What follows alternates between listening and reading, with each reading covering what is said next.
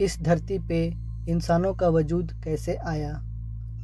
इस सवाल पे लोगों के 3 मत हैं। 3 तरह के लोग हैं जो अपना अलग अलग दावा करते हैं, क्योंकि इस सवाल को लेकर अभी तक हमारे पास 3 ही थ्योरी मौजूद हैं। पहला थ्योरी रिलीजन से जुड़ा हुआ है।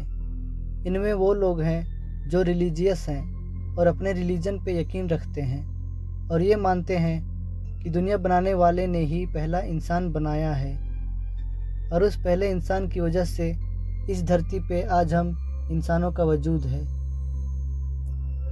दूसरा थ्योरी साइंस से जुड़ा है।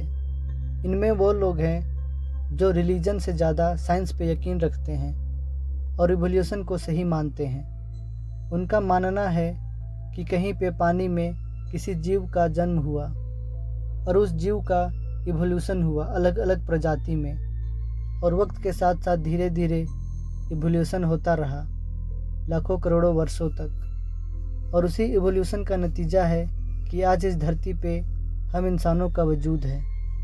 तीसरा नंबर पे वो कुछ लोग हैं जो ये मानते हैं कि इंसान किसी दूसरे प्लेनेट से आए हुए एलियंस हैं। उनका मानना है कि हम इंसान किसी दूसरे प्लेनेट से इस पृथ्वी नाम के प्लेनेट में आए थे किसी कारण से और वापस ना जा पाए, या फिर यहीं रहने का फैसला बना लिया, और यही रीज़न है कि आज इस पृथ्वी पे हम इंसानों का वजूद है।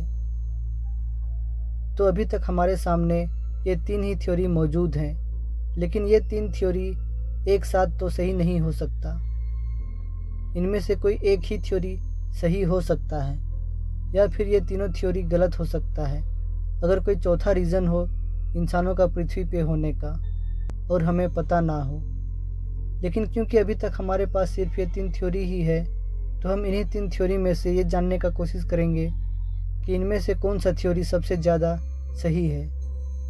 तो दोस्तों, आप इन तीनों थ्योरी में से किस थ्योरी को ज़्यादा सही मानते हैं और क्यों? क्या रीज़न है कि एक थ्योरी को आप सही मानते हैं और बाकी को गलत मानते हैं, या फिर आपके पास कोई चौथा थ्योरी है? कमेंट बॉक्स में अपना राय ज़रूर दें।